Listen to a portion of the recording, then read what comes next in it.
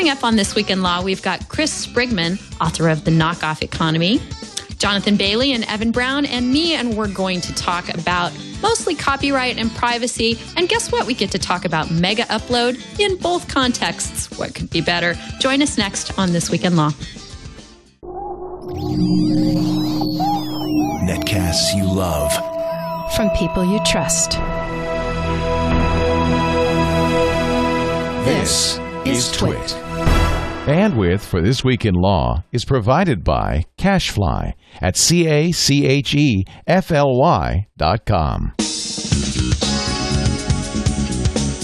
This is TWiL, This Week in Law with Denise, Howell, and Evan Brown. Episode 189, recorded November 30, 2012. Hobbits for lunch. Hello there. I'm Denise Howell, and you're joining us for This Week in Law.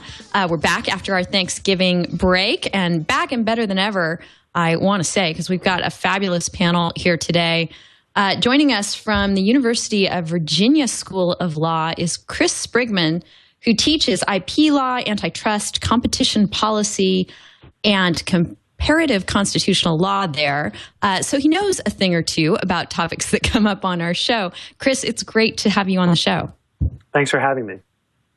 Chris is also the co-author of a really wonderful book that I encourage you to check out. I haven't read it yet. I'm sorry to confess.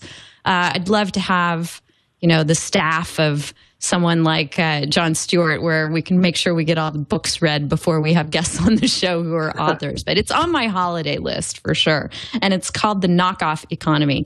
We're going to talk a bit more about that in just a while here. But first, I want to introduce the rest of our panel, including Jonathan Bailey from Copybyte and Plagiarism Today. Hello, Jonathan. Welcome back. Hey, thanks for having me. I don't know what it is that possesses you to constantly keep inviting me back on the show. I mean, every time I come on here, I make a mockery of things. Everyone has a laugh. I say, well, never invite me back, and then you invite me back. So, glad to be here. I know. It's always fun. We're gluttons for punishment, Jonathan. What can I say? Yes, indeed. Must be. Only excuse. But we're really happy that you have joined us again today. And, of course, also with us is Evan Brown. Hello, Evan. Hey, Denise. Glad to see you this Friday. Jonathan's great to talk to you again. And Chris, it's very nice to meet you. So we ought to have a fun time today, don't you think? Yeah. I think so. Should be a great time. All right, well, let's start off with this concept of the knockoff economy, the subject of the book written by Chris and his co-author, Cal Raustiala. Am I saying his last name right, Chris? Raustiala, yes. Raustiala. Cal's actually joining us next week on the show, so we're going to have a double dose of knockoff economy for you guys, because I think it's a really fascinating look at flipping the concept of copyright on its head from the way that content holders tend to traditionally look at things. I think when they see the name of your book, Chris, they probably think the word knockoff is being used in a mob-like way, as in they're knocking us off, that we're not going to survive all this copying. But you guys have a different take on it. The subtitle of your book is, I wrote it down so I wouldn't forget it, How Imitation Sparks Innovation. So can you give us some background on the book, and we'll get into some examples in a minute. Sure. So the typical story that people tell when they talk about intellectual property is that we need property rights to stop copyists, because if copyists are free to copy, who will ever invest in creative work in the first place, right? The copyist can just take what you've done, copy it, sell it in competition with you. How are you ever going to make your money back as the originator? So we think that if we don't have IP laws, we're going to have a deficit of creativity. Totally sensible theory. We don't have a quibble with the theory at the high level, but what Cal and I were trying to do is go out into the world and take a look at some industries, some very important industries and interesting ones, where there's lots and lots of copying, usually because copyright law doesn't apply for some accidental or historical reason. And yet, even though there's all this copying, there's lots of creativity, lots of investment in creativity. So, for example, the fashion industry, lots and lots of copying. This is where the term knockoff comes from. Also tons of creativity. And we try to explain why in the fashion industry, copying is actually not the enemy of creativity. It's actually creativity's aider and abetter. So too in the world of creative cuisine, lots and lots of creativity in cuisine these days at pretty much, every major food center is extremely creative. Lots of copying.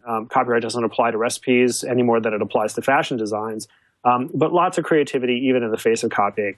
We talk about databases. We talk about open source software. We talk about stand-up comedy, football plays. Actually, football is a very creative sport. Lots of copying, no IP protection, still lots of creativity. There's many examples, financial innovation, pornography, lots of areas where you have creativity without or with little intellectual property. This isn't to say that we should abolish intellectual property. That is not at all the point of the book. We're not IP abolitionists. I think we would say we're IP rationalists. And to understand what a good copyright policy is, or a good patent policy for that matter, it helps to see where those laws are necessary and where they're not. And that's what the book is trying to begin to sketch out. Let me ask you this. A lot of your examples in the book are real world kind of copying situations where we're dealing with, a dish or an article of clothing, to use two of the things you just called out. In the digital world, we're not talking about real world objects. We're talking about things that can be perfectly replicated and distributed in an unauthorized way. Does that make a difference? Yeah, I just want to be clear that that is not most of the world. So people on the internet seem to think that ones and zeros actually rule the world, and they don't. We don't wear them. We don't eat them. They're important, but they're not everything. So there's a huge part of the creative economy out there that isn't perfectly replicable, and that's the story of fashion, and that's the story of food. That's the story of football plays. That's the story of financial innovations. Financial innovation is a huge area, very little IP, a lot of creativity. Now, in terms of things that are perfectly replicable, so take the music industry. So for the last, since 1999, the record labels have essentially been in a free fall. This free fall, I think at this point, it's undeniable. It's driven in large part by piracy. The record industry is changing. The record labels are shrinking. But at the same time the record labels are shrinking, music itself is thriving. So there's a growing amount of academic work now looking at the production of music post-Napster.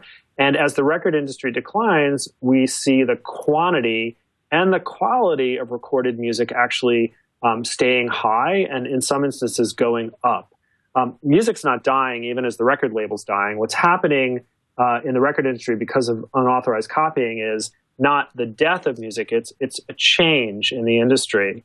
There is going to be plenty of ways to make money in the music industry, money in live performances, money in merchandise, money made through social networks and direct relationships with fans. The industry is going to change markedly. That change has been and is going to be very painful, especially for the traditional incumbents. But you can't actually say at this point that if we don't reassert effective copyright in the music industry that we're not going to get a lot of great music. We are going to get a lot of great music. All right. Follow-up question for you there. We're talking about things that are and are not perfectly replicable.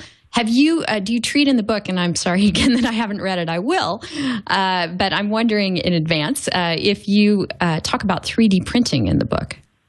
No, so we don't talk about 3D printing in part because it's such a new technology, and as we were writing this book, it's very much a technology in the making. So people have asked us about this, and we've gotten a lot of questions, for example, about whether 3D printing will ever change the dynamic in the fashion industry. It's entirely possible, but let me just say that I'm pretty skeptical. So I've spent a lot of time looking at 3D printing technology, and one thing it's not yet great at is producing very high quality goods with, natural materials or exotic materials. So we are at the beginnings of this. I don't know where it ends up, and it's always a hazardous thing to predict how good a technology is going to become. But I don't see at this point, especially at the high end, the fashion industry being disrupted in the short or even the medium term by 3D printing.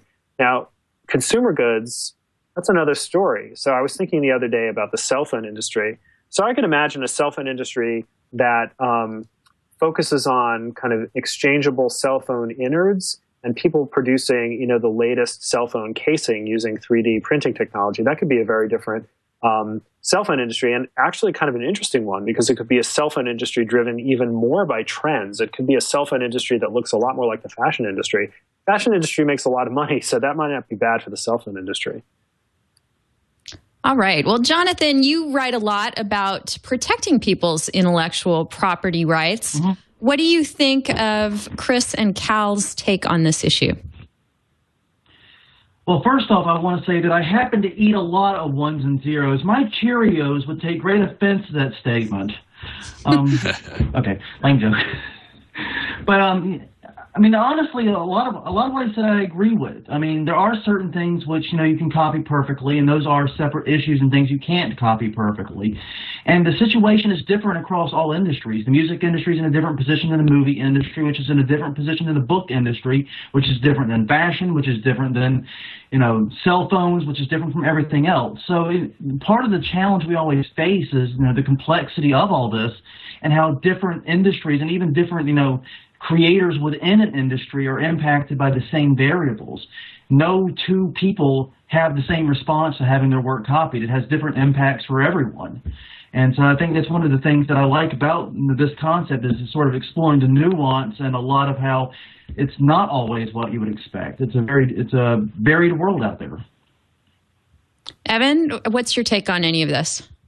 Well, I like to look at it in terms of remix culture and the important societal benefits from that and the way that technologies can enable it. And, you know, I'm led to kind of update the nomenclature to, you know, again, borrow, ironically or coincidentally, from, you know, Lawrence Lessig, the way he talks about these things and seeing the benefit of, you know, what we refer to as read-write culture rather than read-only culture. You know, I think, Denise, you and I come to this with a certain bias toward an issue that's, or, you know, a manifestation that has presented itself already in the way that the conversation was going there, talking about being very digital centric in the analysis. And so the conversation with Chris today is good for me in thinking of these issues in a larger sense for those, in terms of those goods that are not just purely digital goods.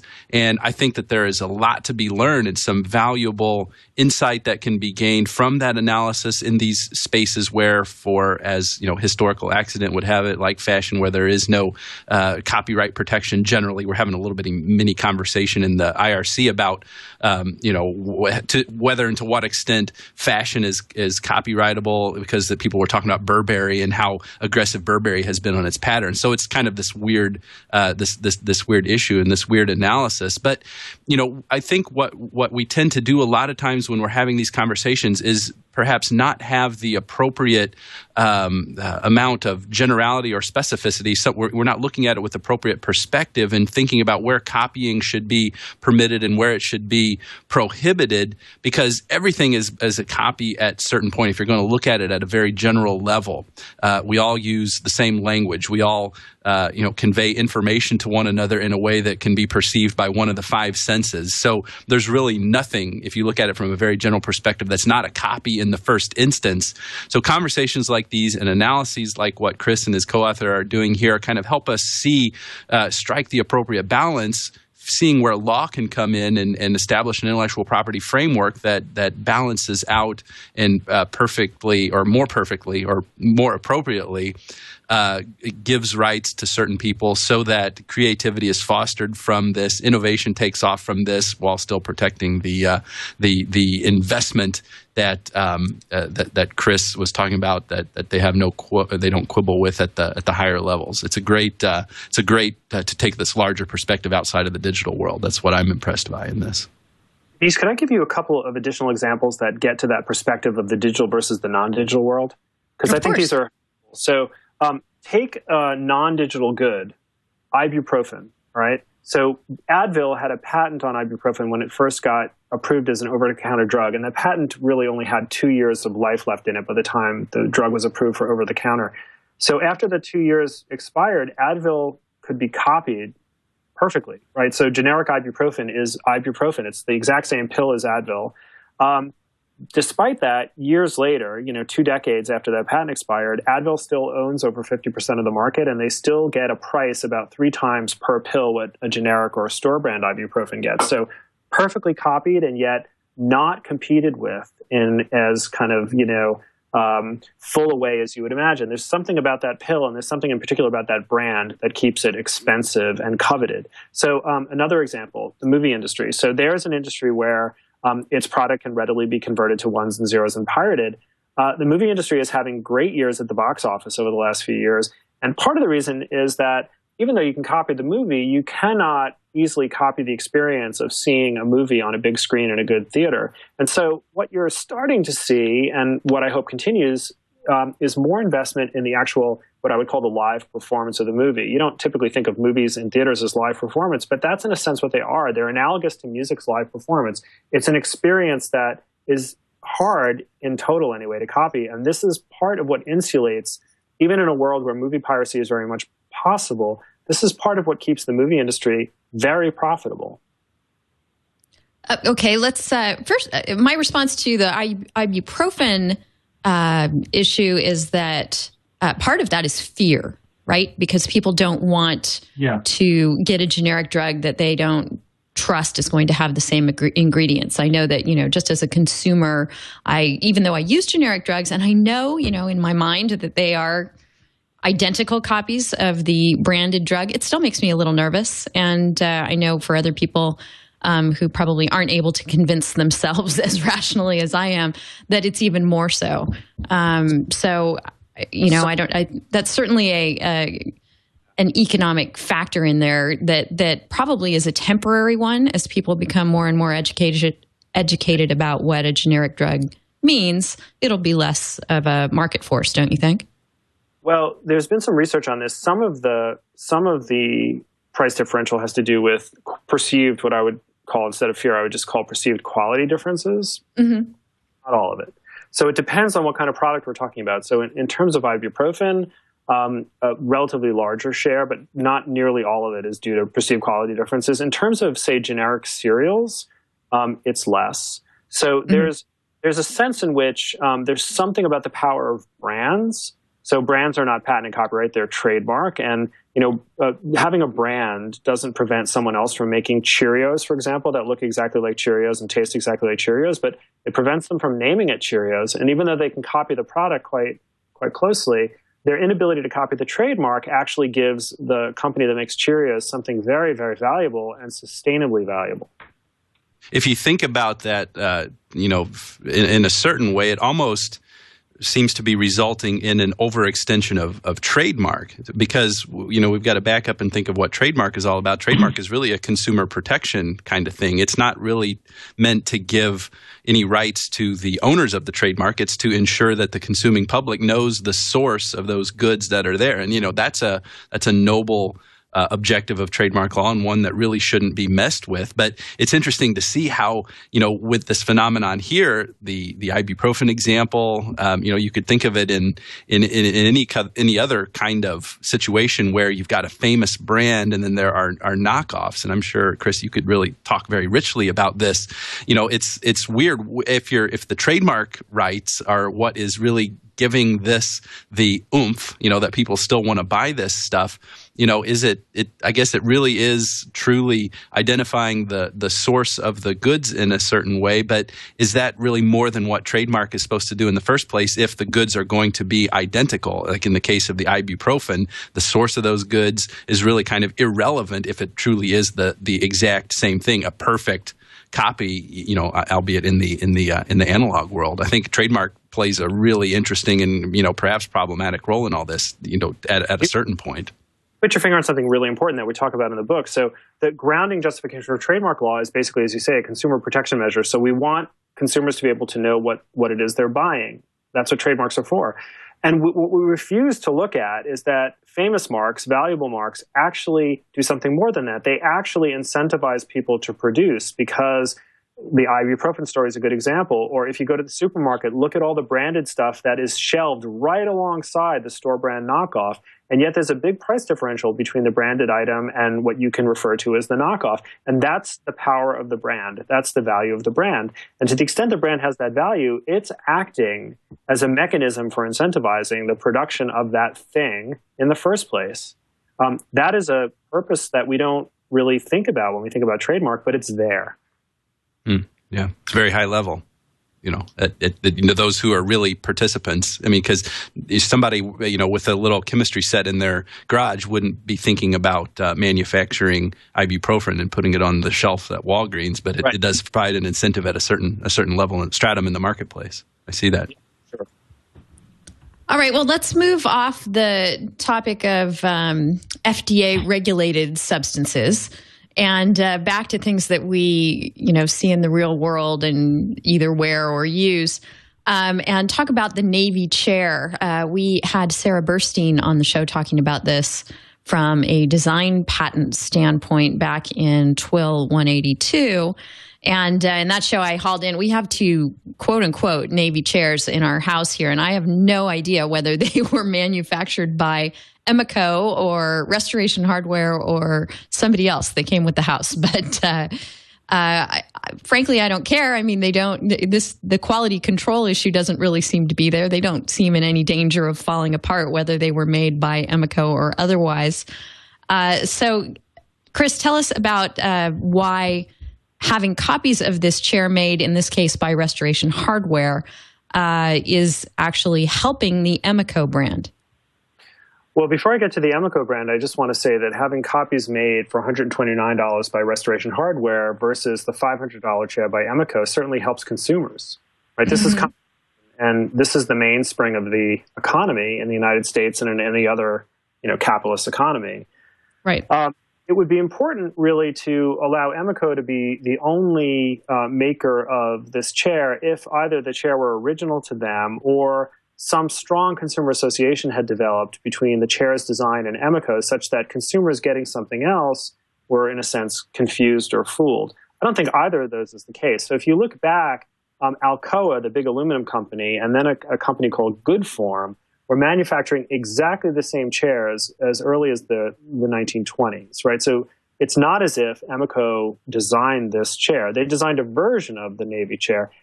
If you go back even further, the Alcoa and Goodform's chairs were modeled on wooden desk chairs that were popular at the time. So this design is a kind of generic example of a mid-century industrial-style office chair. It is not a design that is owned, in my view, by Emeco. And this despite the fact that the PTO, rather insanely, registered a trade dress claim in Emeco's behalf. You cannot register a trade dress claim on behalf of a generic design. So that trade dress claim, as far as I'm concerned, isn't worth the paper it's registered on.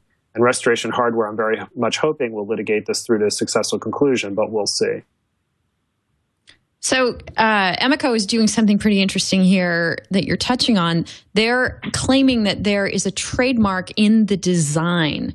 Is that a novel concept in IP law? No. So, one thing they're claiming is that there's a trademark in the name Navy chair. So, okay, maybe there is, but who cares? Because Restoration Hardware very quickly changed the name. They had first called it Naval chair, which might be confusingly similar, and then they just said it's a standard aluminum side chair, which is essentially exactly what it is, a standard aluminum side chair. That they can market it under that term and very successfully, and Emeco couldn't do a darn thing about it. So the more important claim that Emeco is making is that the design of the chair is, in fact, their property. They own trade dress rights. This is a branch of trademark law in the design of the chair. So we've seen claims like this before. So recently, Apple asserts that they have a design patent in the shape of the iPad, but they also have trade dress rights. That is, rights that come from the trademark law in the appearance of their devices. Right now, this frankly is I think, somewhat disfavored type of claim since the Supreme Court ruled in a case, Walmart versus Samara, that the design of products only rarely clues consumers into who produces them. And so those companies that wish to claim a property right in the design of their product need to prove that consumers actually do associate the design with a specific producer. The Patent and Trademark Office registered this trade dress claim from Emeco on this bare assertion by Emeco's executive that, yes, consumers do recognize this. Virtually zero proof. Shame on the PTO for that. They should have called me. I have no idea what my chair's brand is, and I don't know if I could find out. I mean, does Emeco stamp them or put a plaque somewhere? But so does Good Forums, and so does Alcoa. So with a couple of hours of internet research, they could have found, if they look on these actually many wonderful classic furniture websites where these things are auctioned, they could have found Alcoa chairs from the 1920s that look exactly like the Amico chairs. A little bit of research would have gone a long way here.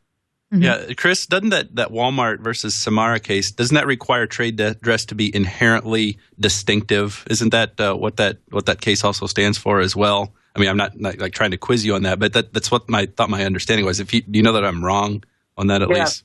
It actually says, I think we're getting at the same thing, but the case actually says that trade dress can never be inherently distinctive. That is, it can only be protected upon a factual showing by the person purporting to own it that consumers actually associate this product configuration, this set of design elements, with a single source, with a particular producer. Now, if Amico wants to try to do that, fine. I'm betting against them. Yeah.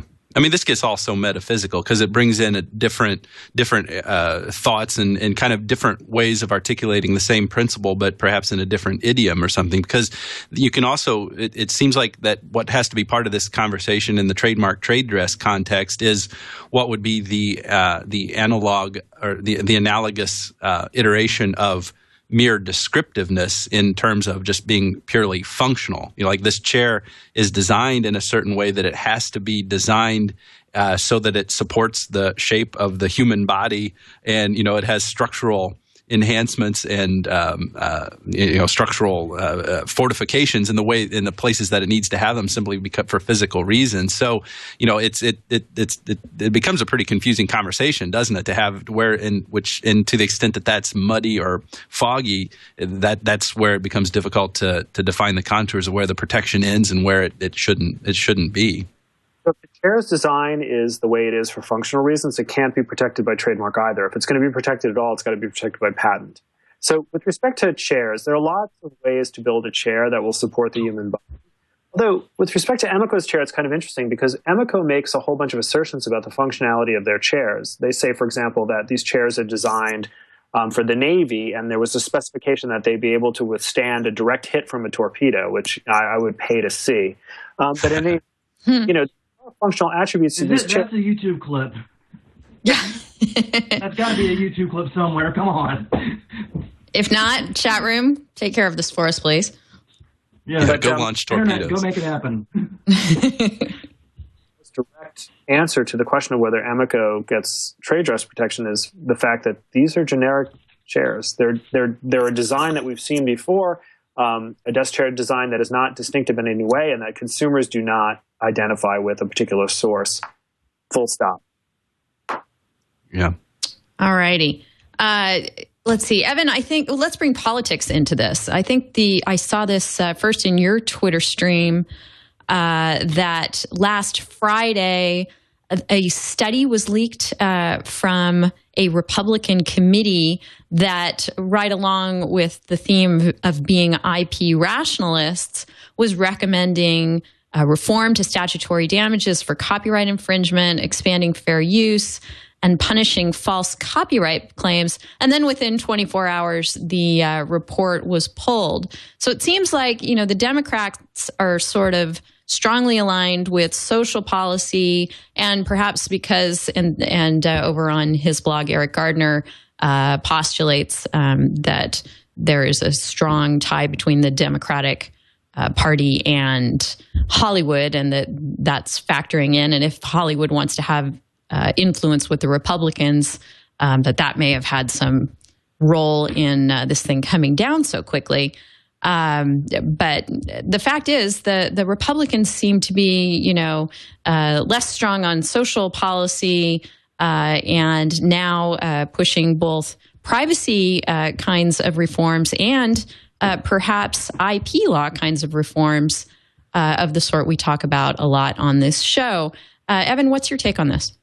Well, when you said that you were going to bring politics into it, you took a much more circuitous route than what I thought, because I thought you were going to revive the whole Clint Eastwood talking to an empty chair thing to be political. But that's old news, passé. So that's September 2012. Yes, I wonder if the RNC was sued by the chair manufacturer for unauthorized use. Right. Somebody needs to be sued, don't they? But yeah, I hadn't thought of this. The whole point of what Eric Gardner made, Eric, of course, is a friend of TWiL, having been on the show for a number of times, writes some really interesting and insightful stuff about all of this.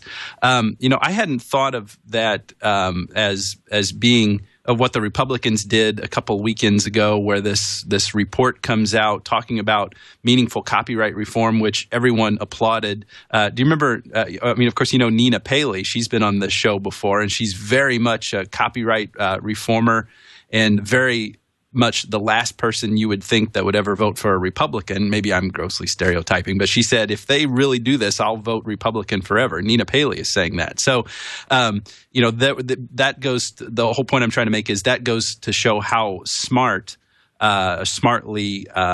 developed these principles were that the Republican group, it was like this, what was it called? The RSC, was it the Republican Study Committee? So just, very much just thinking part, they're not even close to any legislation or anything like this, talking about meaningful copyright reform, talking about how over-aggressive copyright enforcement is bad for business, that the copyright term is way too long, several very important things coming from the GOP, which really has kind of been unheard of, because when we think of GOP and copyright, I think a lot of people think of Lamar Smith, who was one of the principal authors of SOPA, late in 2011. So, with this, the whole notion that the Republicans would be doing this for political reasons, maybe that has some legs. I'm a little bit too cynical to think that was the sole reason why these Republicans were doing this kind of thinking, because I'd like to think that any legislator on either side of the aisle is not going to be that much of a panderer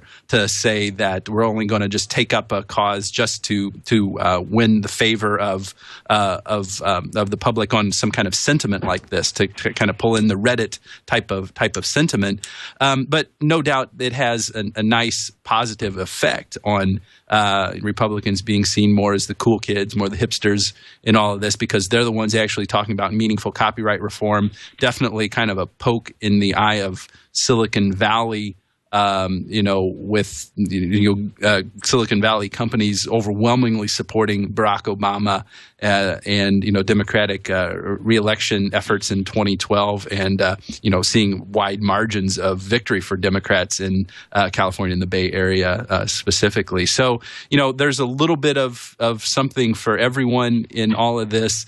It's a shame to see that the Republicans pulled back so quick that we can't generalize to all Republicans on this, that it was this study committee. It's a shame to see that it got pulled back so quickly. I would really hate to think that it got pulled back so quickly solely because of pressure from the entertainment industry. I'd like to think that maybe there was just some more of administrative reason why it got pulled back. But there's plenty of things for the Republicans plenty of ground to be made up if the Republican Party were to go down this route, and no doubt would be a good thing for those of us who see clearly that copyright needs to be reformed.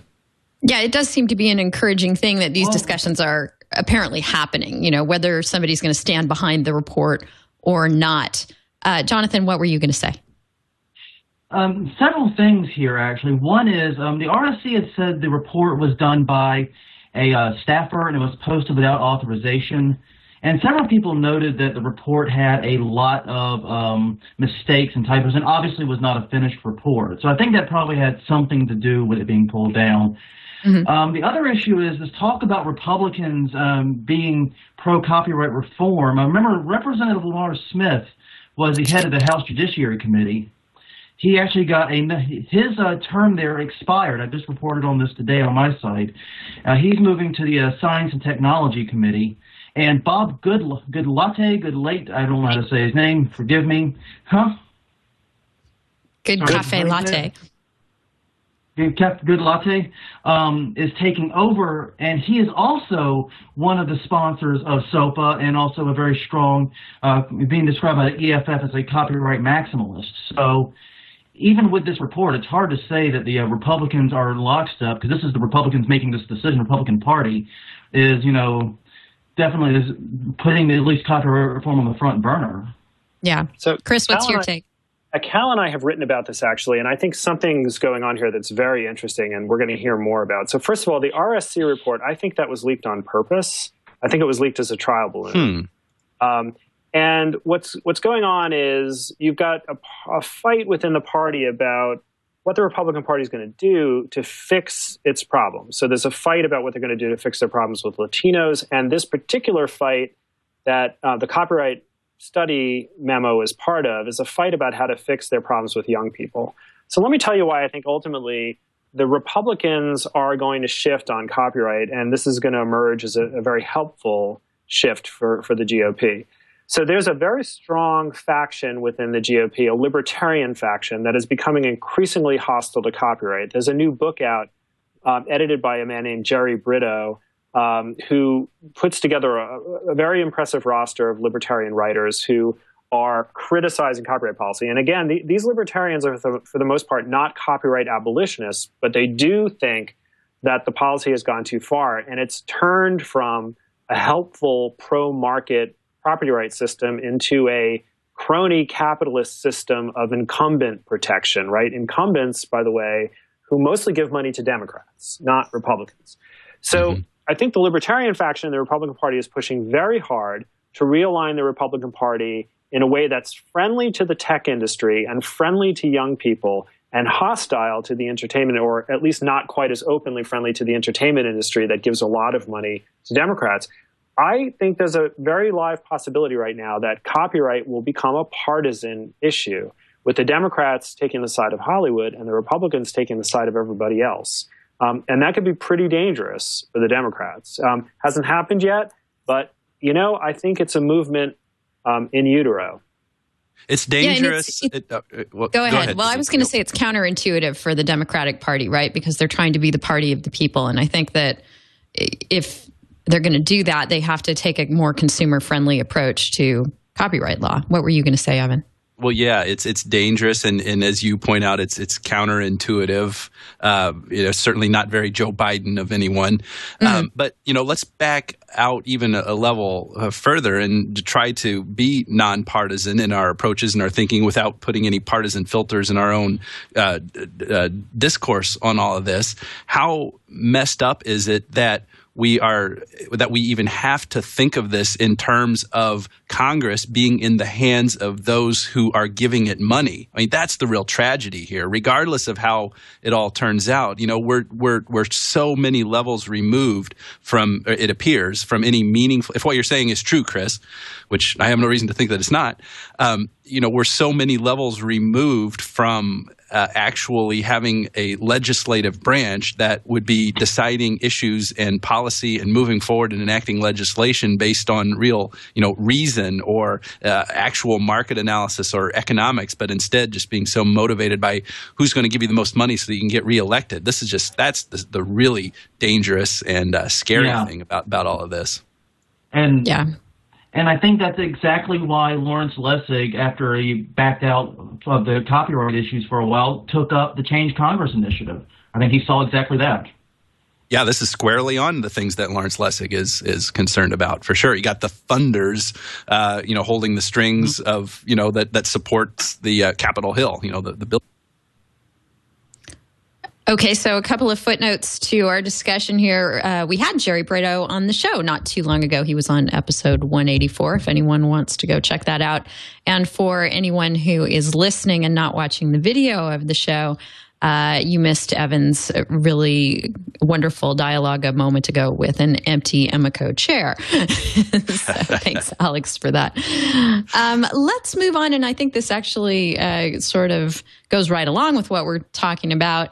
And Jonathan, I think you wrote about or pointed toward this concept of copyright infringement and internet memes. Memes, of course, are sort of the quintessential thing that gets passed around and remixed and redone in funny ways.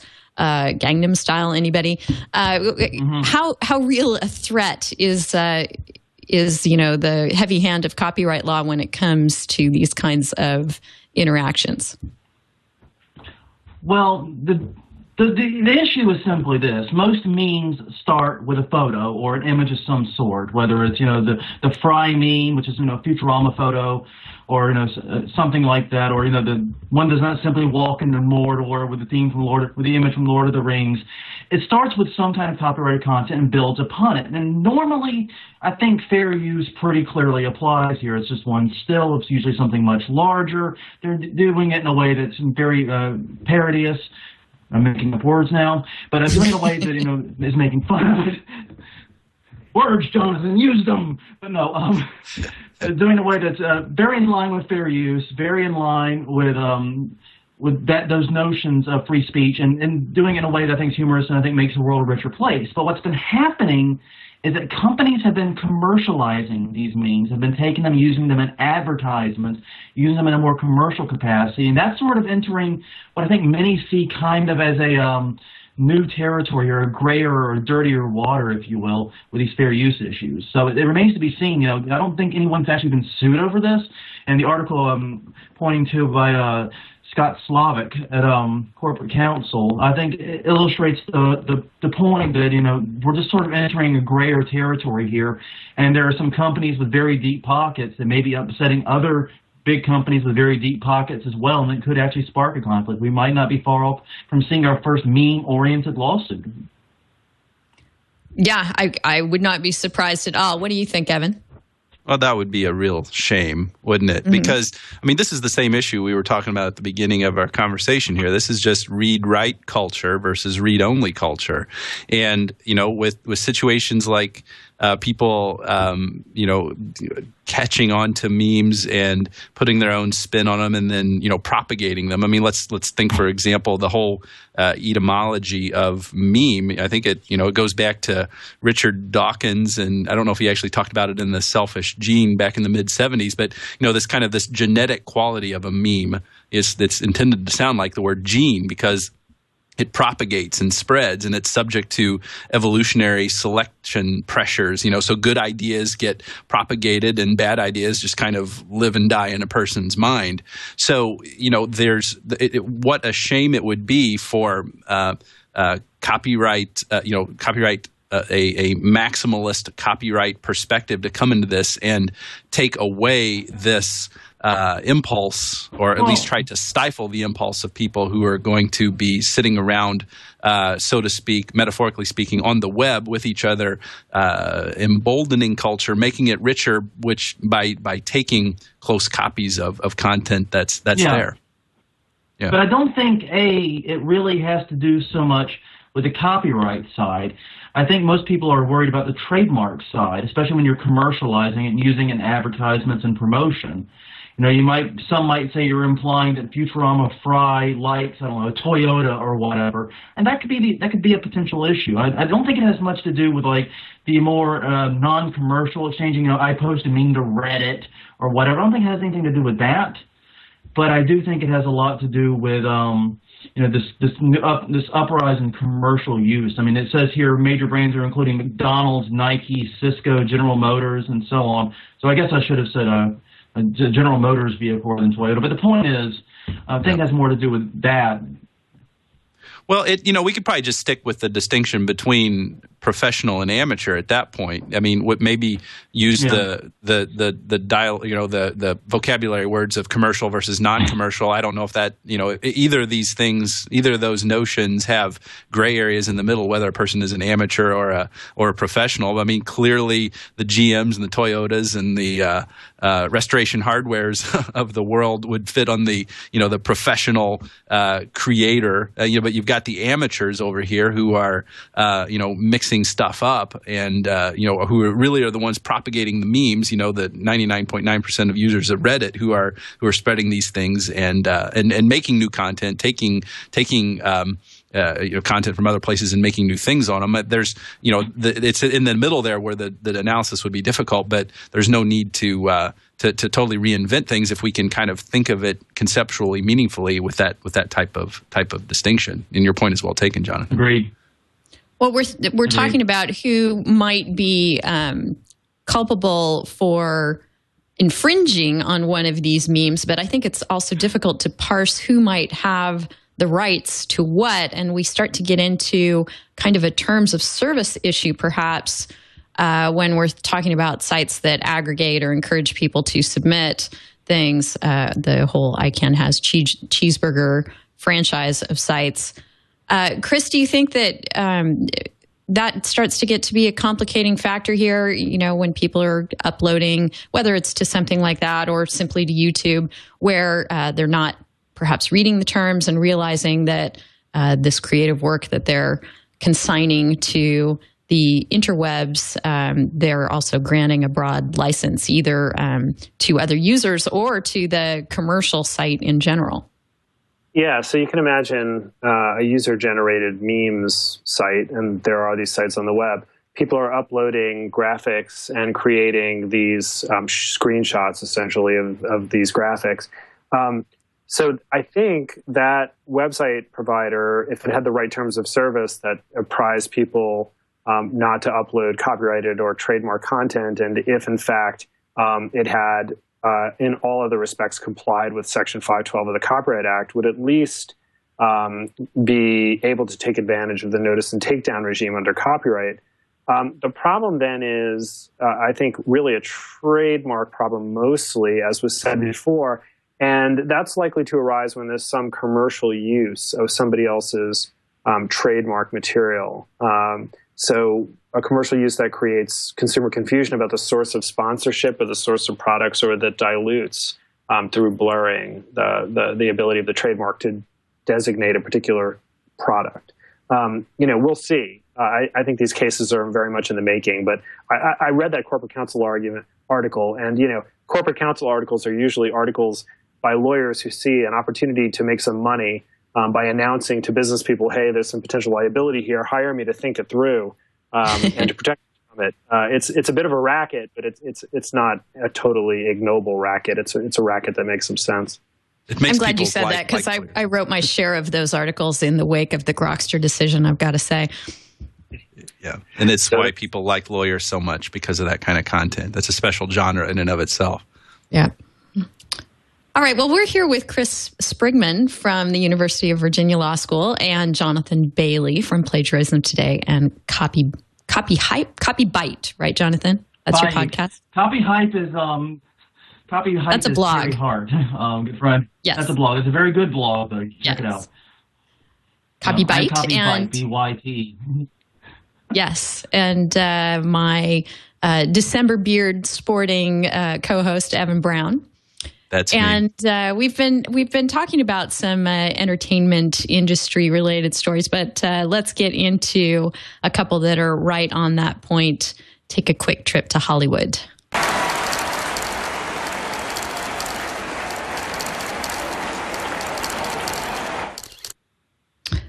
All right, Chris, this goes along with the premise of your book that copying is not necessarily an economic negative for the rights holder. Over at the Next Web, there's a good article breaking down how the mega upload service its shutdown hurt box office revenues for more long tail kinds of film makers, despite actually assisting those that are higher on the tail, the more blockbuster kind of filmmakers. Do you want to break that down for us? Yeah, so that study actually showed the opposite in a sense. So it showed that, well, let me tell you what the study was. It was a study of box office revenues, both pre and then post the shutdown by the U.S. Justice Department of the mega upload file sharing services. This is one of course, the big file sharing services.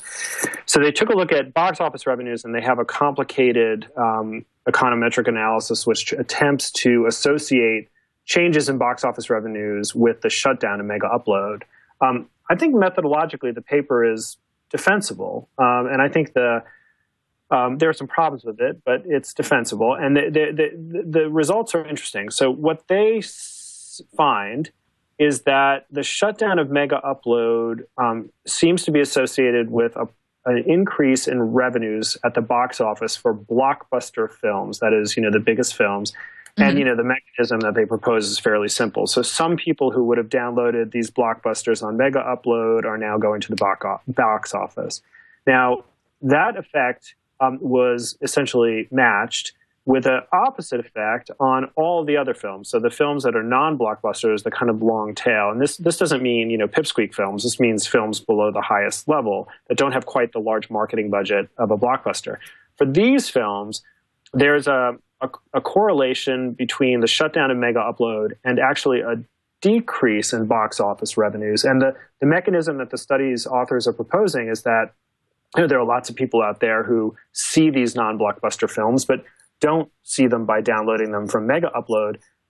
One of the reasons they see these non-blockbuster films is they get word of mouth from people who do download that this is a good film and worth seeing.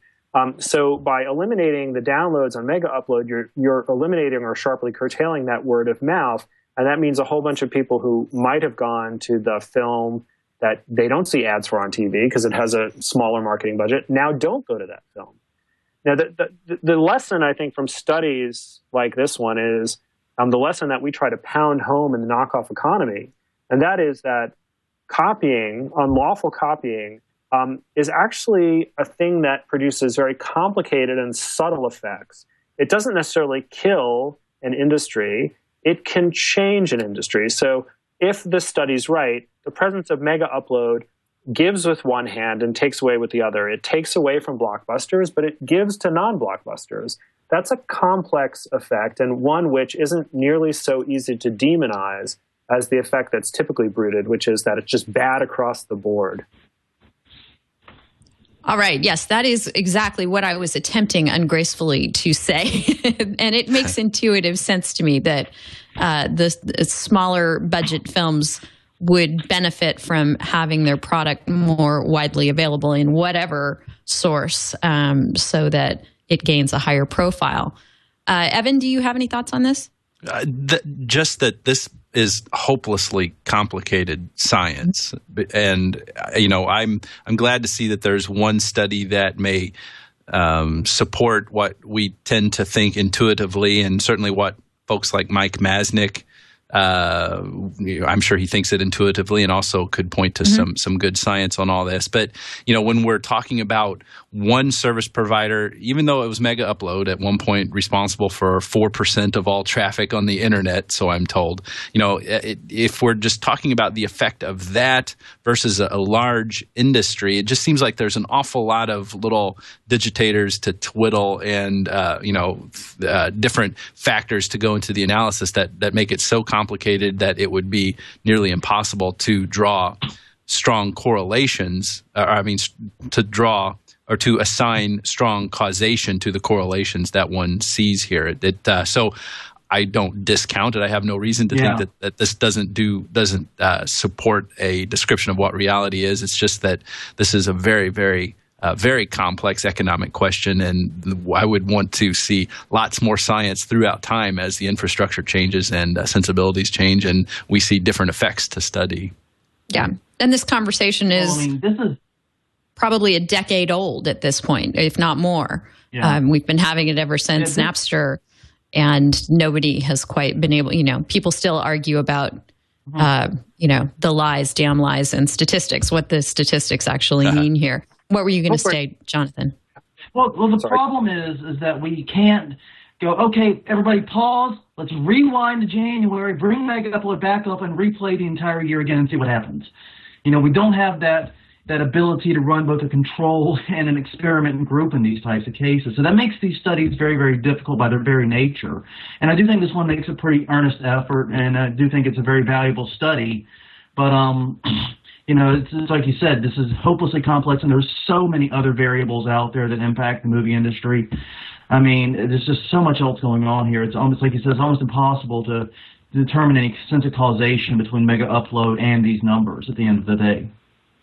Can I dissent from the skepticism a little bit? So I think it's true, as everyone has said, that one study does not constitute proof. It can't. But we've been having this conversation for more than 10 years, and frankly, it hasn't been very productive because the conversation has mostly been fact-free and science-free until relatively recently. So what you have now is you have a number of studies, and these studies are beginning to point in the same direction. They're not all about the movie industry, but you have studies now of the music industry that look at the effect of file sharing on the production of recorded music. Production of recorded music is going up. You have a couple of different studies that look at the effect of file sharing on the quality of recorded music that's being produced. These are methodologically difficult studies to do, but these studies seem to agree, even though they're done with very different methodologies, that the quality of recorded music remains what it is, pretty high. You have studies in the fashion industry that look now at counterfeiting, for example, of handbags. And studies find that, women who buy counterfeit handbags, something like 40% of them, in some relative short order, buy the real thing. The effect of the counterfeit is not to substitute for sales. It's actually to send a signal about the woman's aspiration to own the real thing. It's a wonderfully effective form of advertising. You have a study about shoes that shows the same thing about counterfeit shoes. You have a study that I participated in at the Bureau of Labor Statistics looking at fashion prices, which shows, or at least suggests, that knockoffs have very little effect on the price of high-end garments, right? So we have the beginnings of a science, and science proceeds, when it's well done, it proceeds in baby steps, each step hopefully defensible. And when we have this conversation again in 10 years, I think at the rate we're learning, we're going to know something. Yeah, that's an excellent point, and I look forward to more and more science being done on this, because it's obviously a hot issue and people would like to know the actual answers to the question. And I think it kind of goes to what you were saying, Chris, about the slow evolution of the music and entertainment industries and how they're going to have to begin, just as an economic reality, to take copying as a fact of life and compete on other means. In the music industry, we see, for example, Neil Young coming out with his product to enhance the quality of the listening experience, taking on the fact that the compression rate of MP3s, if you're a music aficionado, is actually damaging your listening experience. Or, in the movie theaters, whether or not you like 3D movies, that technology has gotten so much better. And, it may be overdone. There may be movies that just don't need to be in 3D that are. But the fact is, it pulls people into theaters. And, I haven't really gone and seen movies in theaters for a long time. But recently I have, because of that new viewing experience. So, they're getting me back. The thing that people are missing about theaters is that 3D is actually not ultimately the story. Digital projection is the story, because digital projection potentially changes the economics of theatrical distribution. It makes it much cheaper, like digital distribution is cheaper generally, rather than trucking celluloid around. I think digital projection is going to lower the cost of exhibition, and it is going to make the theater industry much more vibrant and competitive, and that's going to be a good story. Absolutely. Jonathan, any thoughts before we move on? No, not really. Some good points all around. Right. Evan? Oh, I'm sure I could come up with some, but, I feel the momentum moving us. Okay, let's move on. Yeah, because I think that we can probably find a knockoff economy spin with imitation sparking innovation in a couple of stories about the forthcoming Hobbit movie. And, how could we here on This Week in Law pass up the opportunity to talk about Hobbit law when it presents itself? So here we go. A couple of different legal twists on the movie. First of all, there is this Age of Hobbits movie out there that is not about Tolkien's hobbits at all. It's about the anthropological subspecies that has been deemed hobbits. But apparently it's out there in such a way that they're trying to capitalize on the release of the film to get people to see their film, and that this is apparently a thing. That this is I forget. There's somebody coined a term for movie makers who do this, who make a movie that's mockbusters. What, mockbusters? Mockbusters, yes. Mockbusters, I like it. So we're getting into confusion and trademark issues here. And so earlier this month, the producers of The Hobbit sued the studio behind Age of the Hobbits, and that is going forward. So what do you think of the whole mockbuster phenomenon, Chris? Should this be something that an IP rationalist condones or no? It kind of depends on the particular mockbuster film. So this one, particularly Age of the Hobbits, is about a tribe of basically small people who are enslaved, as far as I can tell, by flesh-eating dragon riders. So that sounds very much unlike The Hobbit. It also doesn't sound anything like an archaeological film about, I think it's Australopithecus fiorensis, which is the little Australopithecine, which has been nicknamed Hobbit by, I guess, paleontologists but in any anthropologists. In any event, I think just as a practical matter, there's a trademark claim here, and the question is whether the term Hobbit is a ownable term, and it's troubling because the term Hobbit has entered the language, right? And when trademark terms enter the language and are used in a generic sense, they suffer what the trademark law calls genericide.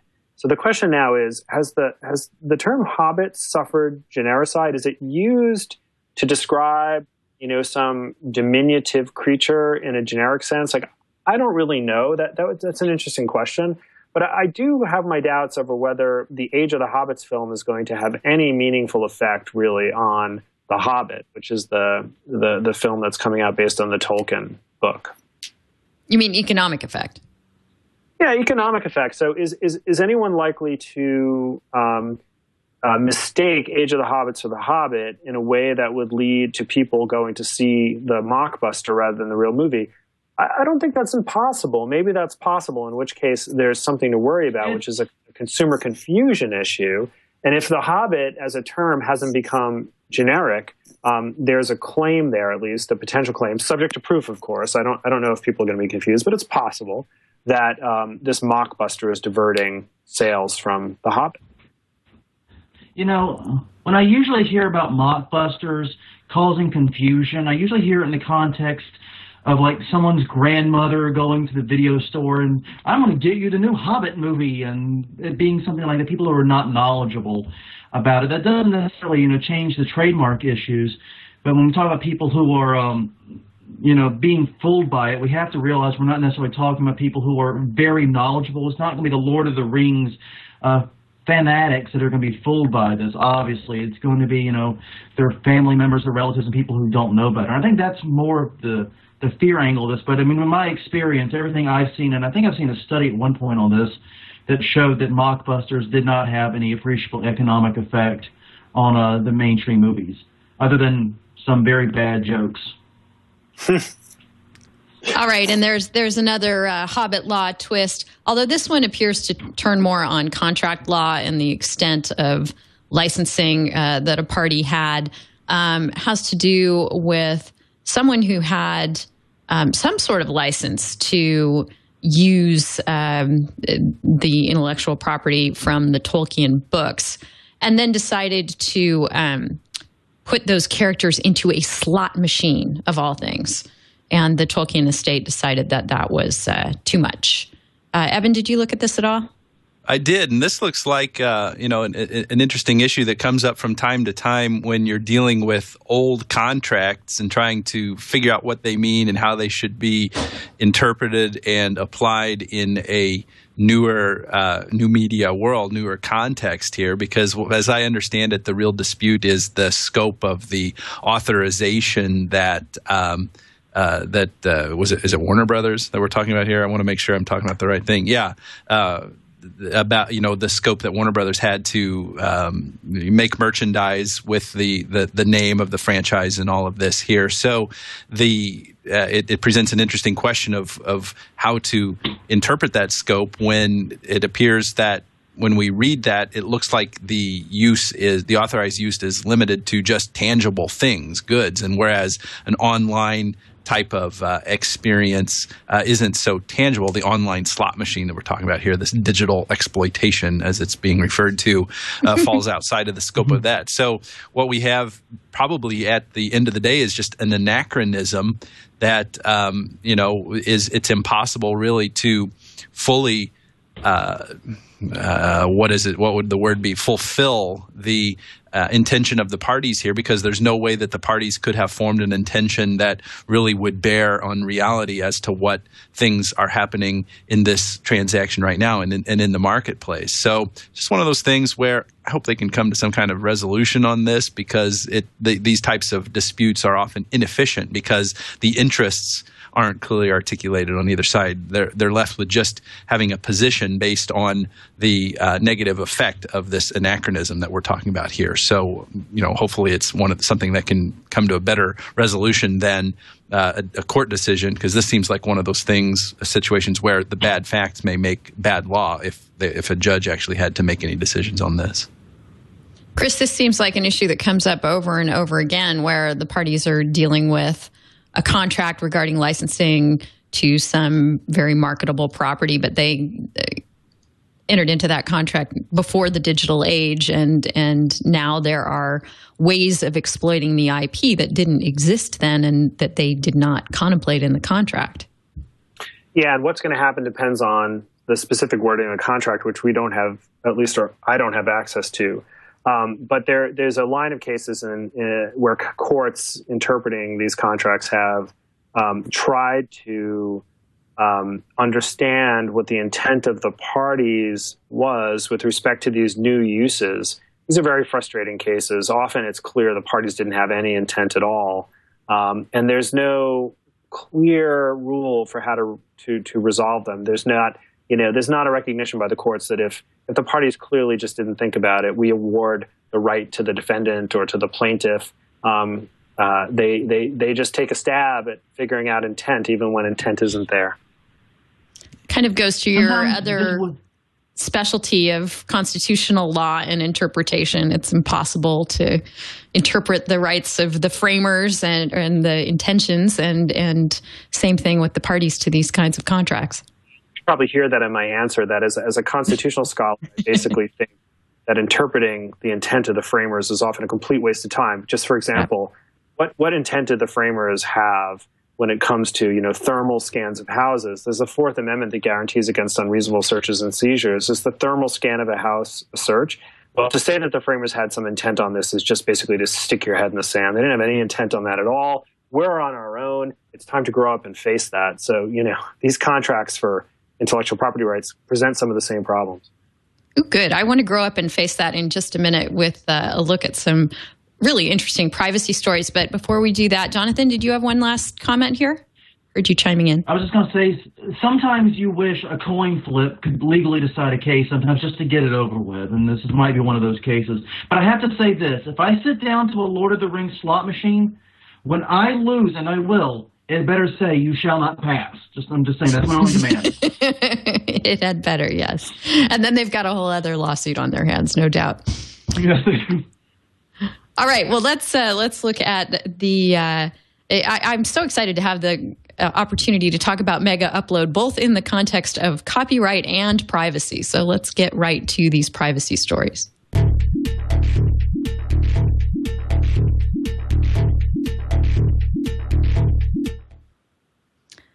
All right, first in our little list on the rundown, and in fact, I should mention that if anyone would like to see and read in depth all the stories that we have read in preparing for the show today, you can go to delicious.com/thisweekinlaw/189, and they'll all be right there for you. We've had a bunch from The Hollywood Reporter and our friend Eric Gardner so far, and lots of other sources too.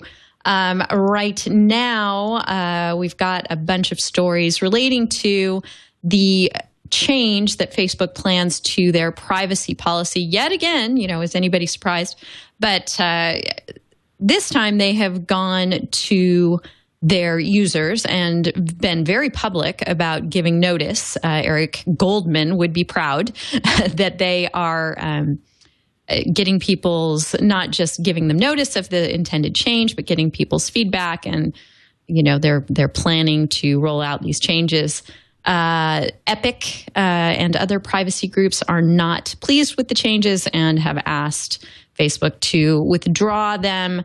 Jonathan, have you taken a look at this, and is there anything particularly nefarious going on here that we should be concerned about? From what I read, I didn't see anything particularly nefarious. I mean, one of the big changes that Google's removing the right to vote, which apparently was, they had a provision where users could vote on changes, and they're revoking that because it turned out that having users vote, especially getting 30% of, I think it's over 1 billion users now, to vote on anything other than American Idol, perhaps, is just not going to happen, not realistically. So, yeah, they're getting rid of that. I don't think it's necessarily nefarious, but the timing of the changes made it seem nefarious. They launched the changes right before, and they made the announcement, rather, right before Thanksgiving in the U.S., if I'm remembering this correctly. And the result was that caused a lot of people to go into panic mode, shall we say? Mm-hmm. Put it gingerly. Right, and a resurrection, as you pointed out in your show, of people posting notices on their Facebook walls, attempting to take away any rights that they've granted to Facebook in their material. You want to give the tip that you've given before about the efficacy of such notices? It's not effective. There, we're done. There we go. It's done. No, it's silly. I mean, when you sign the terms of service with a company like Facebook, you are signing a contract, and you can't. That's like trying to do the cross my fingers behind my back thing. You can't do it. It doesn't work in court. Nanny, boo boo, circle, dot. Doesn't work. There's no cootie remedy here. In fact, one of the things that's interesting is I don't know if Facebook has it, but most companies have a clause where if you want to get out of the terms, the way to do it is to stop using the service. And by posting this, you're actually continuing to use the service and effectively extending the contract in many ways. So, yeah, sorry. Well, Evan, you go back and forth about being on Facebook, being off Facebook. You're off and have been for a while. Yes. Reading about the proposed changes here, feeling good about that decision? Well, I mean, I feel the same as I felt before. I've been off of Facebook since mid-2011, so now I'm, about 18 months. Hi, my name is Evan, and I've been off Facebook for 18 months or so. I guess, I mean, look, we go through this. How many times have we been through this little song and dance here? I mean, it's right about time. I don't think this rises to the level that we're going to get letters to Congress from Ed Markey and I only know him as Stuart Smalley. I have to stop and think. I'm sorry. I know I do that all the time. The guy from Minnesota, Al Franken. We haven't gotten letters to from them to Facebook talking about the privacy issues that are going on with this. But it's typical to see Epic asking things to not be implemented here. So for me, the taking away the voting issue that they're retracting that part where it said that we're going to require a third of our users to agree on something before we make any site changes. Taking that away just makes perfect sense. You're not going to get 300 million people to agree on anything or even to act to assess whether they agree. I guess the most intriguing thing for me in this is the expansion of information and the sharing of information collection and sharing information with affiliates. We all know this goes to the Instagram acquisition. And we also likewise know that Facebook's big problem, especially after deciding to become a public company, is how to fully exploit the mobile marketplace. So I'm sure Facebook has all kinds of tricks up its sleeve, really interesting things that we're going to see, maybe that we can't even conceive of now in the next in the relatively near term, 3 to 5 years of ways to really be granular in collecting information from uses like Instagram being kind of the flagship example of Facebook's expansion into the mobile marketplace here. So think of all the information that a smart machine could gather from Instagram use, and and by this change in the data usage policy, aka privacy policy, think about how rich that can be. Like, first of all, there's all the geolocation information. There's all the social graph information that's there now. But I mean, think about it putting some kind of visual recognition technology. Examining a photo, facial recognition technology. Who is actually in the photo? What restaurant you're at when you're taking a picture of your burrito that you're eating for lunch. It's endless possibilities of the information that smarter extraction technologies will be able to get there. Things that we can't even imagine. That's just going to be so powerful for Facebook to expand into the mobile marketplace. And this is, it's to be expected that they would make infrastructure changes like this, that being changes to the data use policy. Go ahead, Jonathan. I see it now. I see it all so clearly. It just hit me. Facebook is doing this so they can get the information from Instagram. They will quickly know what everyone in the world is having for breakfast. Soon, breakfast makers will have unparalleled data for marketing, and we will all be slaves before sausage makers. Oh, wait. Okay. It's all about the sausage. Yeah, I don't know if you caught last Sunday's This Week in Tech with Padre SJ hosting, and that's Father Robert Ballecer, of course, of the TWiT, This Week in Enterprise Tech podcast here on the TWiT network. But my hat is so off to Padre SJ. It is so hard to jump into the Leo chair and do a great job. And their whole panel was awesome. It was a particularly good episode of This Week in Tech. And Schwood blew my mind at least, Brian Brushwood, blew my mind at least 3 different ways during that show. And I'm not even all the way through listening to it. And one of them was the way in which he said, they were talking about people posting embarrassing things that they think are anonymous to sites like Facebook and Instagram and elsewhere. Or they just don't think are going to be linked up with their overall identity. And he dropped in that, of course, what's going to happen is as facial recognition technology gets better and better, all of these sites that right now just have unidentified people's faces in photos, all of those are going to be matched up with who those people actually are. It's just a matter of time. So what does the constitutional scholar in you, Chris, think about that? Well, that's a really good question. And we have a very awkward way of dealing with this. So we have a 14th Amendment, which the Supreme Court has interpreted as providing a right of substantive due process. And that substantive due process right embraces some generalized form of right to privacy. But there's absolutely no guidance in the Constitution as to what that right of privacy actually covers. So do you have a right to privacy in the contours of your face or your facial feature where Facebook would have to ask your permission in order to match your face with your information? I don't know. I will tell you that I doubt it. This is not a Supreme Court that's in any kind of mind to expand the scope of the right to privacy. But we'll see. I think ultimately constitutional law is not the body of law that we can rely on to deal with these policy issues. This is going to be, if it's dealt with at all, a combination of, a competitive marketplace that hopefully leads to some kind of pro-privacy appeal to people, although I doubt that too, or congressional legislation trying to set privacy standards for these companies. And, frankly, I don't have a lot of hope of that. I mean, I'm pretty pessimistic when it comes to, the future on privacy, just because I just think in so many ways, both in our public and private lives, we're entering a period of essentially unprecedented surveillance.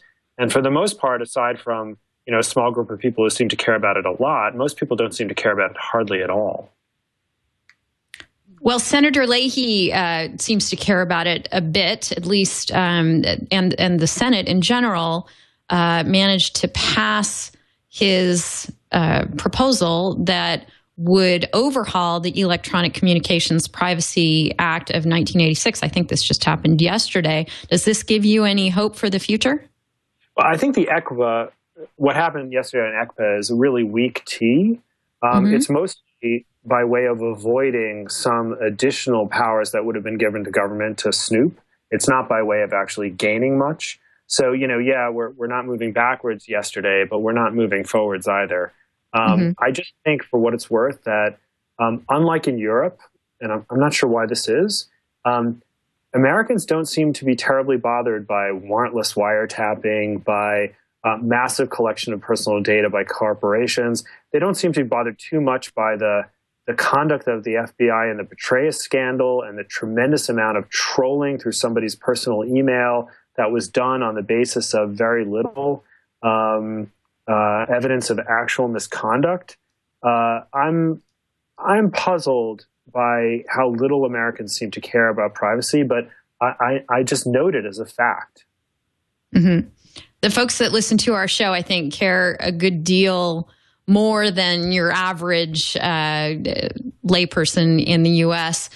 We've done a couple of shows now about email privacy, and particularly in the wake of the Jennings case in South Carolina and its interpretation of the Stored Communications Act, and then, of course, with the Petraeus scandal and the email revelations that happened there. And what people have been emailing in and tweeting us is that they were pretty stunned to learn that the Fourth Amendment, according to these various courts, and now also according to the Justice Department in connection with the mega upload case, because there we have the EFF representing Kyle Goodwin, someone who had some legitimate stuff on the mega upload service and is trying to get it back. The Department of Justice in that case is arguing kind of a plain view doctrine sort of extension to the fact that, we've got this box, we've legitimately seized it, and everything on there is fair game. We don't need a warrant to go through it. So, Chris, where are we going with all this? Yeah, so I can just say that in this case, the Department of Justice has been unbelievably aggressive, right, in prosecuting this case. Mm-hmm.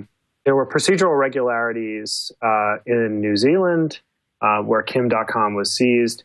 There are problems with this case. One of the problems being that the legal theory that the Justice Department is pushing is really, really new and untested. So what they're saying essentially is there's copyright infringement here, and Mega Upload is responsible as an aider and abettor of copyright infringement. It's far from clear to me and to others who've looked at this whether criminal liability for aiding and abetting copyright infringement is possible. Civil liability, certainly. But criminal liability requires a higher level of intent than your typical aiding and abetting claim. So they are proceeding very aggressively with a case that, at bottom, I'm not even sure is a makeable case. Why are they doing this? Why are they putting all these resources into this? Well, I think Hollywood, this is something we were talking about earlier, just has unbelievable political pull. So they managed to get, for example, an IP czar installed in the White House. Of all of the things we have in the White House, do we need an IP czar? I would say that's way down the list of functions that should be run out of the White House. There is pressure all the time by the entertainment industries on the federal government to ramp up punishments in the legislative process and also to prosecute more vigorously in the executive branch. And that pressure has paid off. I think the Mega Upload case, came pretty shortly after the entertainment industry's defeat on SOPA and PIPA.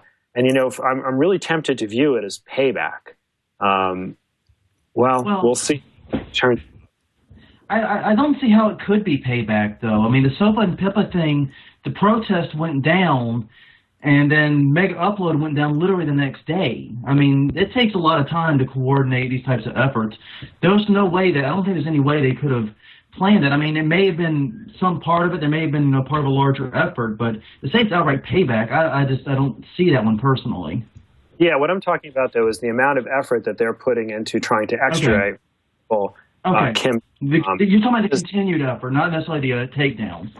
The investigation predates takedown of SOPA and PIPA by a lot, but I think the way this has turned for the government really into a grudge match, and I think this is partly in response to pressure from the entertainment industry that's worried that it's not doing as well as it's accustomed to do on other fronts, and they're looking for a way to demonstrate their power, and this is a very good way for them to do so.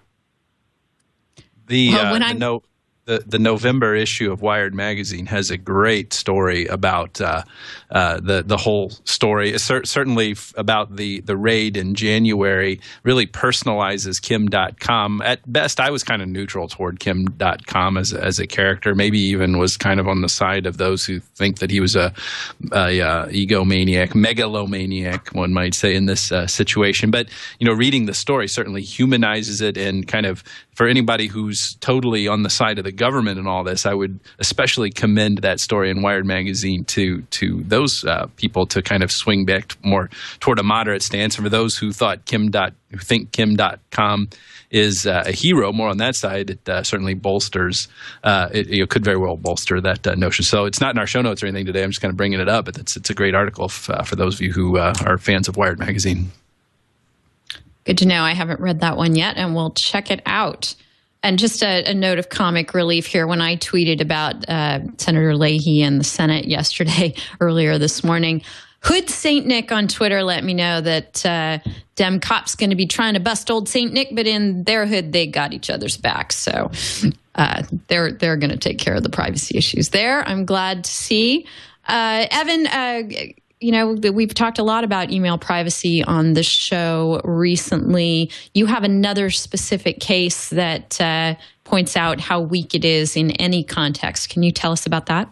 This was a bizarre result, I thought, coming from a magistrate judge in the Northern District of California. So I don't know what the status is, because what we have is still an unknown defendant. So it would seem like the magistrate's decision is still reviewable by the district court judge. But in any event, here's what happened. The plaintiff in this situation goes to federal court saying, Judge, we need to find out who this contractor that we hired sent some property. And for those of you not watching, I'm using air quotes around the word property here because we don't really know what that property is. But the plaintiff goes and says, Judge, our contractors emailed some property to this email address, and it was the wrong email address. And we've tried following up with this person. It was a Gmail account.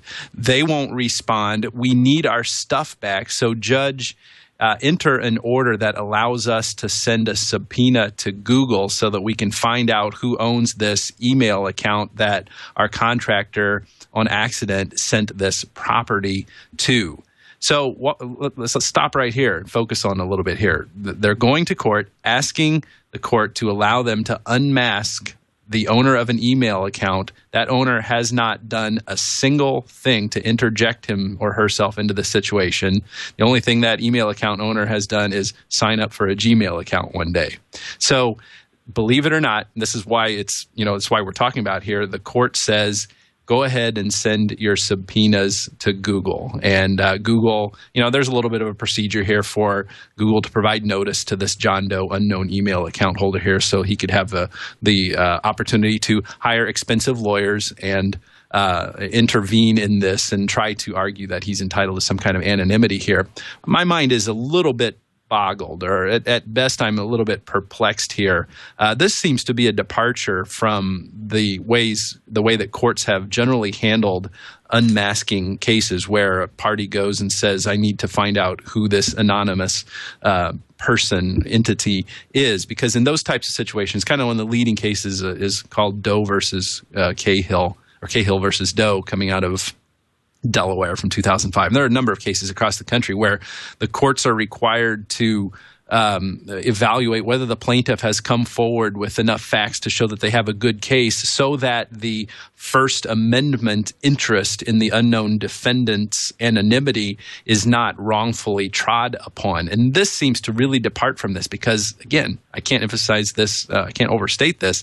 This person who is now subject to having his or her identity made a public record of did absolutely nothing wrong, did absolutely nothing at all other than just sign up for the Gmail account. So I'm very perplexed by this. I'm troubled more than usual by this decision because usually we operate under the assumption that if our privacy and our identity is at risk, it's because of something we may have done, even very minor, like, posted something on Facebook or something like this. Here, there's absolutely no involvement that this person who is the subject of these identification efforts have done to involve himself or herself in this. So I would really like to have seen this come out the other way, because this is definitely anything but a pro-privacy decision that came from the Northern District of California earlier this week. All right. We're going to make unmasking our first MCLE passphrase for this episode of This Week in Law. If you're listening to the show for MCLE credit in the legal field or any other, and you need to demonstrate that you've listened to the show and you come to our site seeking credit, or you need to put that on your documentation, unmasking is our first word, and we'll have another one in a little while. Chris, do you have any thoughts on Evan's case here that he's described? No, I haven't really thought too much about this. I really think this is pretty interesting, but I'm not an expert on this, so I'm just going to pass on this one. I'm sorry. That's fine. Jonathan, anything to say? I have a question. What property are they trying to get back? I know when I send an email, usually I attach a file goes away, I have my copy. What are they trying to recover? Exactly. They can't be trying. Are they seriously trying to recover data that they sent and then lost and misplaced? I'm a bit confused on that. I don't know. We can only surmise. I imagine it was, it was a contractor who sent it, so it was probably some kind of report or, some kind of work product that probably contains proprietary information. So maybe trade secrets, something like that. But that's just it. Are they trying to protect the leak of these secrets, or are they trying to get it back somehow? I'm totally surmising. The language I'm totally surmising. That's why I'm asking. Right. I don't have any answers either. I'm just throwing that out there. Yes, I'll take it as a rhetorical very peculiar question. On many fronts. Yeah, it's peculiar on multiple fronts, is what I'm saying. I agree with you completely. This person has done not only nothing wrong, but nothing at all. And I don't see why they would be getting hit up like this, and I'm really confused by this entire order. This whole thing doesn't make any sense, just on the base technology level. All right. Well, to move once again from the digital realm to the real world. In the digital realm, we've got the Fourth Amendment not applying to stuff stored in the cloud.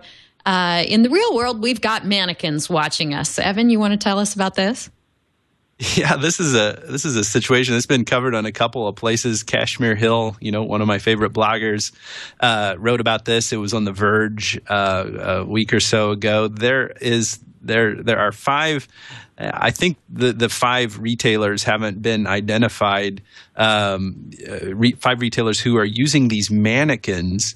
That mannequins are creepy enough the way they are. I remember being a little kid and being creeped out by mannequins in stores. But what they're doing is they're putting these mannequins in stores that are equipped with cameras and I think in some instances microphones to gauge or to gather information and gauge consumer sentiment. The folks who are standing there looking at the apparel on this mannequin. So it's gathering information. I don't think there's any facial recognition technology here. So I don't think they are seeking to identify the person, but they're gathering quite a bit of other fields of information, age, or at least, trying to, as well as artificial intelligence can surmise a person's age range, demographics, gender, how long they spend looking, and perhaps even more problematic because of the various states' wiretap eavesdropping laws, gathering information about what the people say to try to calculate sentiment, whether there's a positive reaction on the part of the potential customer. So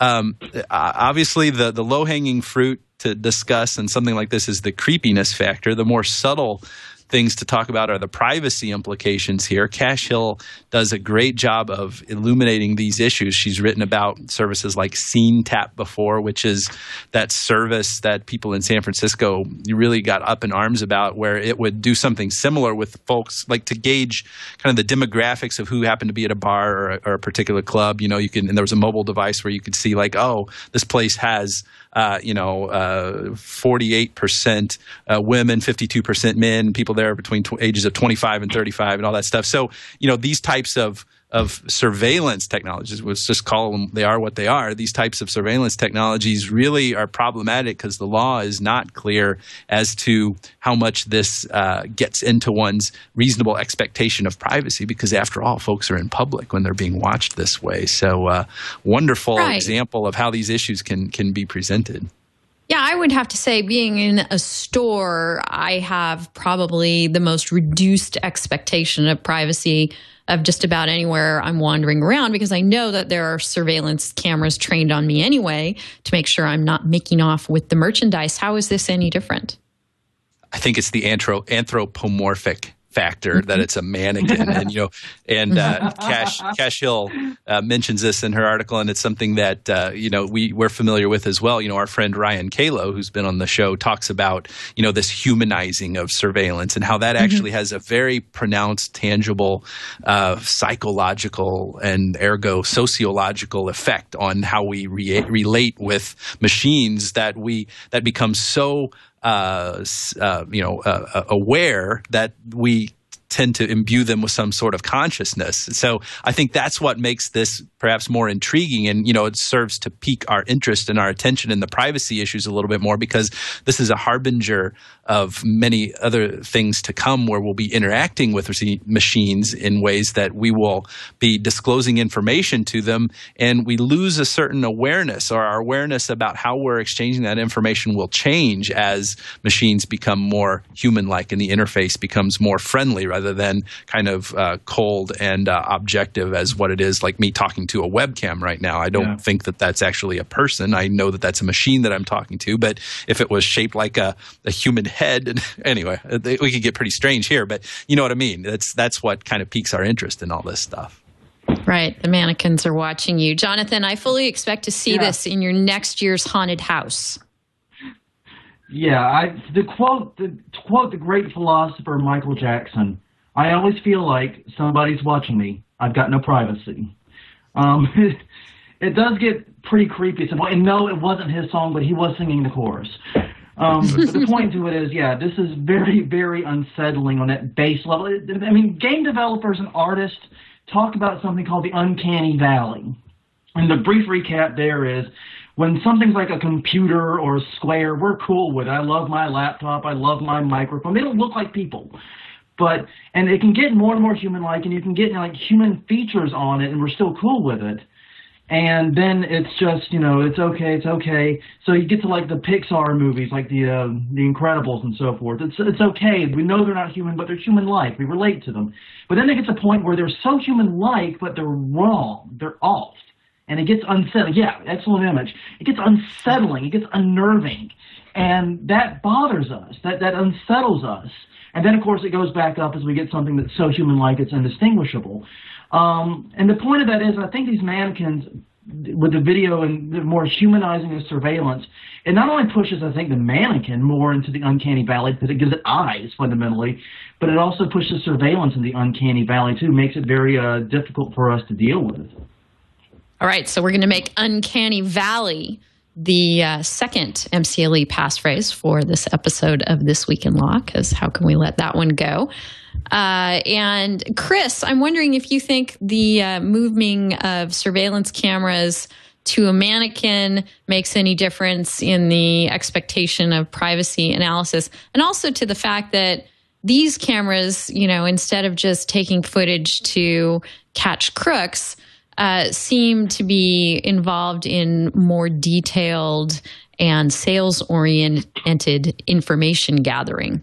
Yeah, no, I think people they're not going to like it. And the reason they're not going to like it is security cameras are, they're capturing images from the store to guard against theft. They're not capturing audio typically. And they're also not capturing particular reactions to products, which seems like a different reason to capture information about people. And I think people are going to see that as a surprising and perhaps less legitimate reason.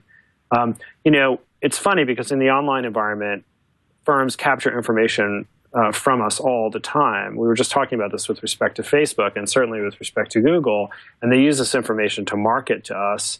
In the physical world, that process is relatively undeveloped, right? The physical world doesn't lend itself as much to the capturing of that information. In a way, this is an attempt to make the physical world more like the online world. I just suspect that the norms that we have about the online world aren't going to translate very well into the physical world. We're used to being surveilled for security purposes. We're not used to being surveilled for marketing purposes out there in the shopping mall. I think that's going to creep a lot of people out. I just had this idea right now, trying to this is map things. Yeah, for sure. To map things across from online world to the meat space world, and what we're concerned about in opposition to online commercial surveillance is a do not track sort of mechanism built into a browser. Maybe we need to start wearing RFID tags that interact with these mannequins so that we can opt into carrying that. It'll disable the surveillance feature so I can stand in front of a mannequin and gawk as much as I want without any information being collected of my activity. Evan, so your solution to better privacy is for us to all wear RFID tags. There you have it. Some sort of irony to that. There you have it. I think there's been a small disturbance in the force that just happened, but yeah. Yeah, I felt something go wrong there in my brain. All right. Now that we've blown your mind and failed to clean up the mess, I'm borrowing that from a comment about Brian Brushwood earlier in the show from the IRC. Let's move on to our tip of the week and resource of the week. Our tip of the week is from a story written up by Cash Hill. We've talked a lot about Cash on the show today. Hi, Cash. And she had a great write-up of someone who was apprehended for downloading child porn, crashing their neighbor's Wi-Fi. And she calls it another reason not to download child porn, using your neighbor's Wi-Fi. And the interesting twist on this, and it goes back to what you can and cannot discover without a warrant, is that law enforcement actually had a warrant to go in and investigate the IP address from which they could tell these things were being downloaded. But the owner of that account, it was a Comcast subscriber, was able to demonstrate to their satisfaction, hey, it wasn't me. So they then began to investigate the other activity on the Wi-Fi, and they used a program called Moocher Hunter to find out who else was using it, and they found the guy who lived across the street without a warrant. So, don't think you have an expectation of privacy if you are using somebody else's Wi-Fi. Yes, Jonathan? That's an amazing Wi-Fi reach, by the way, to go all the way across the street like that. I gotta get that router. Yeah, I want to know what they're using. Impressive. Exactly. Chris, again, we're into the area of when you don't need a warrant. Do you think, it seems like this is the right result, just intuitively to me. What do you think? Yeah, so, what happened is the homeowner authorized the search of their own property. Right, and they have the power to do that. The person who was caught basically has, as far as I can see, no reason to complain that there wasn't a warrant used. It was a search by consent of the property owner, that is the person who owned the router. So again, this is not, I don't think, controversial.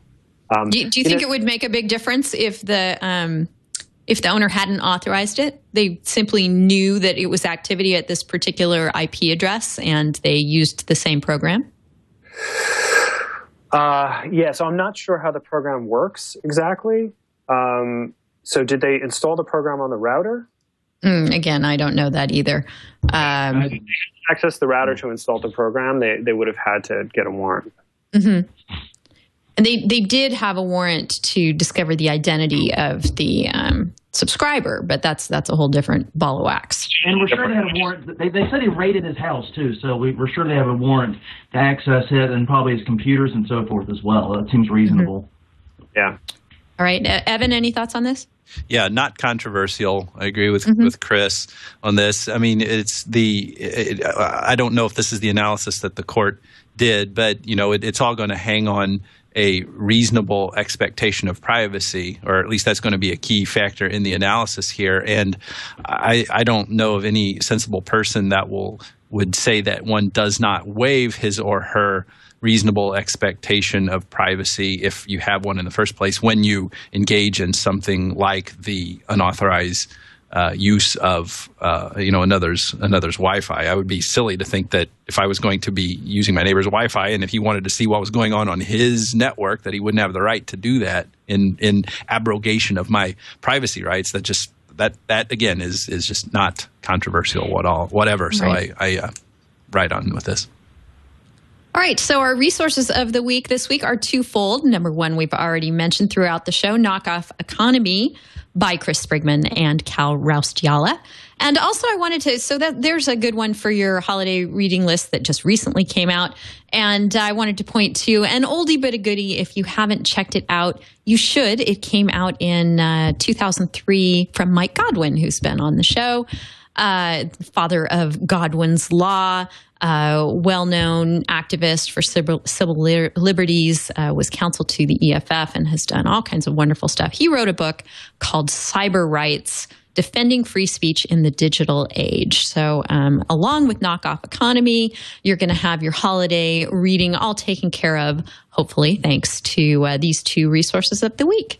And with that, we will go ahead and wrap up this episode of This Week in Law. It's been a particularly fun one. Thanks, guys, for the great discussion. Chris, great meeting you. Likewise. Thanks for having me. Our pleasure. Any final thoughts or items you want to plug before we depart today? No. The book is The Knockoff Economy, and you can find it on Amazon or Barnes & Noble or at your bookstore. All right. And you can follow Chris on the Twitter as well. He's CJ Sprigman over there. We really appreciate all your thoughts and insights today. Thank you. Jonathan, great to see you again as always. Great to see you. Sorry that my web camera decided that it was going to go back to the dial-up era, but I will try to straighten that out before you have me back on. We appreciate that. Every time I upgrade Skype, the quality gets a little bit worse. Yeah, I told you before the show, we recommend not upgrading. Unfortunately, remember I had that little tiff with Skype about my account being suspended? Well, I kind of had to upgrade in order to be able to access it at all. I see. All right. My own version of Skype is from the Truman administration or thereabouts. And knock wood, it seems to work the best. But anyway, you can find Jonathan over at Plagiarism Today. And he does all kinds of great stuff there and on his YouTube channel as well. And he is Plagiarism Today on Twitter and on the Google Plus as well. So thanks so much, Jonathan. Thank you for having me. It's been a lot of fun. Another great chat, Evan. Great seeing you. For sure. Yes, I enjoyed it very much, Chris. Great to talk with you. Jonathan, you are a character as usual. So lots of fun. And so Denise, thanks for putting it all now and next week. You're so diplomatic. All right. You're so diplomatic, Evan. I love you. Oh, yeah. Feelings mutual. Everybody, between now and next week, I'll have a little announcement for everyone. I can't really say too much about it now, other than this is the last time you'll see this background here, if that's any hint to you at all. So we'll be coming to you from a different locale next week. So watch for the announcement here. Some really exciting news with all that. So great time, Denise. Thank you very much. Great. We'll look forward to that. And we'll look forward to seeing you next week at twit.tv at 11 o'clock Pacific time at 1900 UTC when we record our shows live. Or you can find us on YouTube and iTunes and all the places that you like to find quality netcast content. You can also find us between the shows over on Facebook and Google Plus. We have pages there where we love to hear from you, both your feedback on the shows, suggestions for what we should do next. So please hit us up there. And also on Twitter, I'm D. Howell there. Evan is Internet Cases over there. And you can email us as well. I am Denise at twit.tv and Evan is Evan at twit.tv. I was told recently that TWiL at twit.tv doesn't work and is linked from some of the, like perhaps the iPad app for Twit and stuff. We'll work on that. I need to let someone know that that needs correcting, and we'll try and correct that for you. So it has been noted. Thank you so much. And we'll see you next week on This Week in Law. Thanks for joining us.